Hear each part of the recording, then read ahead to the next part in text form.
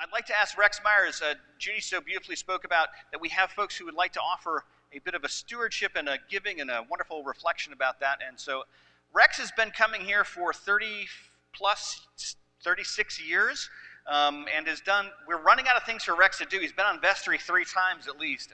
You're going to do kickoff, so thank you for this one, Rex. Thank you, Matthew. Hello, everyone. Many of you know me, some of you don't. My name is Rex Myers. As Matthew just said, I've been a person here for 36 years. The theme of the stewardship campaign is more than enough. The story is the loaves and the fishes, where Jesus had 2 loaves of bread and 5 fishes and fed 5,000.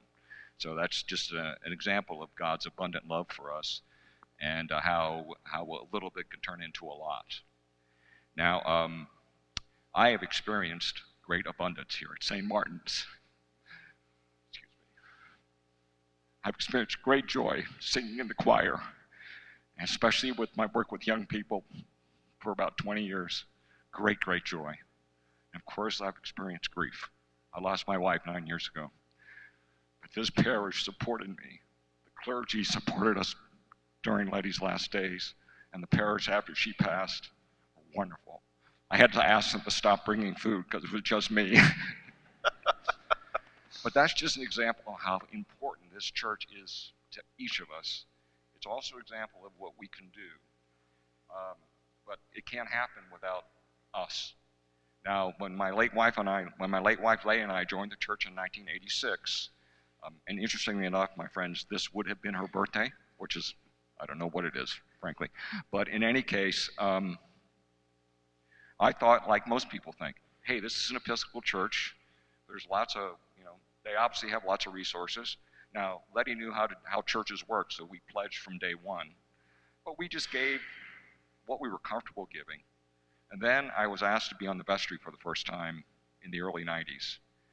And I see a number of people that I served with the vestry on here in this right now. It was a real revelation to me. Without us giving to this church abundantly, the church would not survive.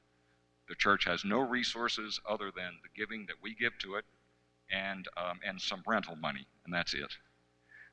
And the church has no endowment fund.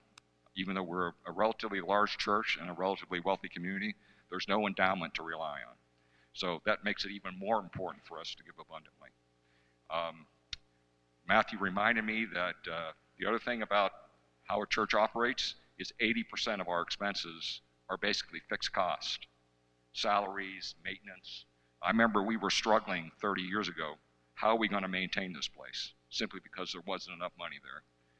We're doing a lot better now, thanks be to God. But so once I realized that, I decided to start giving more. And I've been working my way up. I'm not quite to a tithe yet, but I'm getting close. And it feels good to know that what I'm giving allows this place to be a blessing to thousands of people, both in the parish and without the parish. And the more that I give, the more I know that the portion of it, more of what I give, will be going to serving God in the greater world. But I ask you all to think about this, because it's giving to the church and giving to God.